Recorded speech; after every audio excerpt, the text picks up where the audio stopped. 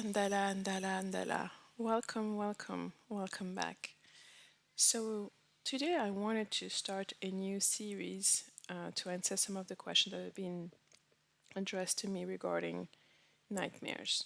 So, this is going to be a mini series on how to deal with nightmares in case you have this issue or you are dealing with people who have this issue and you may want to help them or suggest something different. And especially if you went through the medical route and it didn't help you or it didn't work, maybe it's time for you to consider the spiritual, energetical, or cultural route. And I hope this is what I'm going to be able to offer you. Few things to think about, to consider as you're on that journey, and hopefully it will be helpful to you. In this first video, I wanted to speak about what are nightmares, so that you are all in the same vocabulary and we all understand what we are dealing with or talking about. There are going to be a few more videos to go a little bit more details in terms of the type of experiences that you can have through a dream, or more specifically, a bad dream, a nightmare. And that's what most people consider to be a nightmare. They consider it to be a dream where there's something that's frightening, there's something that's making you scared. It could be an experience, it could be a character, a situation, a place, a smell. But the overwhelming consensus is that when you get out of there, you know something bad was about to happen or happen in the dream. It is a dream that may evoke very strong emotions and that most of the time you remember or you remember at least partially. That's how you know you had a nightmare. And so it's something that is not new to those modern days, but every culture around the globe, around the planet, has and deals with nightmares. So if you are from a different culture, could you put down in the comment how do you say nightmares in your own language? So in the English language, nightmare comes from Old English that's really close to Dutch and German, which means part of nightmare. There's night, but there's also mare, and mare used to be seen in old English old folk tale to be a demon that were causing people nightmares basically. And this demon apparently was doing this at night, so night, hence the word nightmare. And I'm sure in every other languages you may have a way to qualify or to speak to this specific type of dreams because it is a dream. You're still in the dream world, but the experience that you're having is so negative, so frightening, give you such emotion of maybe even anxiety or fright that you remember it as such. Nightmares are a type of dreams that you're having, and we have a different series on other aspects of dreams that you can check out. But the key here that you need to remember that it is still a dream. So whatever abilities you have in your normal dreams, you will still have them in the nightmare. That's why sometimes it's important to remember, even though it's frightening, you still have the same abilities. There's still a lot of things you can do to overcome that experience.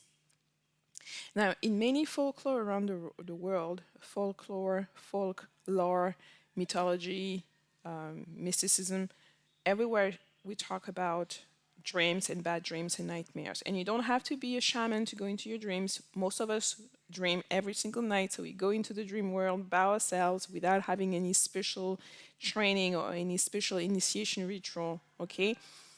Of course, we're not doing the work of a shaman, but we all have access to the dream world. And in that dream world, there is a space where nightmares occur, and they're occurring. When they're occurring, they are real, and a lot of them may have significant meaning. The meaning can be different from one person to another. That's also what you need to understand. What may be a nightmare to one person may not be for another one. Somebody can have a nightmare about a frog and be terrified. And for you, the idea of you will not find anything terrifying about a frog, okay, or even the same imagery of the frog that this person is seeing in their nightmares. And so you shouldn't be trying to convince people that your bad dreams are frightening. What matters is that they are frightening to you and to uncover that piece.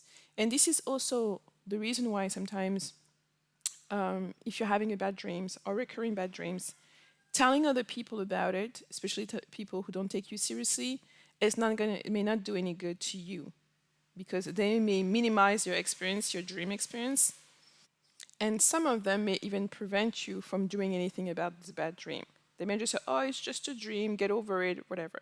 But as we've seen, all of the dreams have a key to it, and there are an interpretation to that dream. There's a meaning behind it.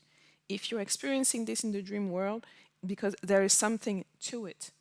It may be a message that needs to come through. It may be somebody or something doing something to you, but you need to be aware of it. And this is also why this series is so important, is that so you are aware that there are things you can do once you know what you're dealing with.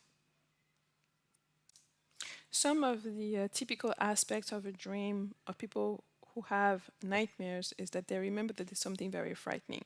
You may be remembering only bits and pieces of that particular dream. You may be in some people may only remember the ending, and sometimes you wake up out of that dream gasping for air, trying to wake yourself up even sometimes, or screaming and yelling. Very frequent in terms of having of children.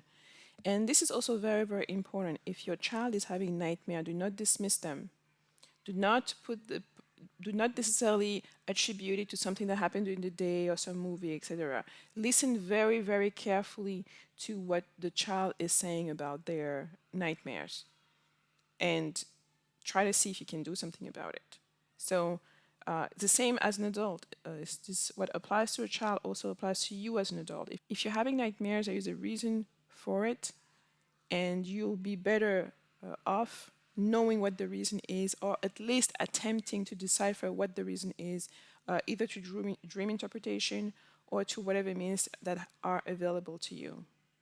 So I hope you embark with me on this journey where we'll be talking about how to deal with dreams, and ultimately, I will also provide you some of the tools that I'm aware of that will enable you to overcome those dreams. I'm very interested to know how do you say bad dreams, nightmares in your own language, if you can put that in the comment section. And I will see you in the next video in this mini series.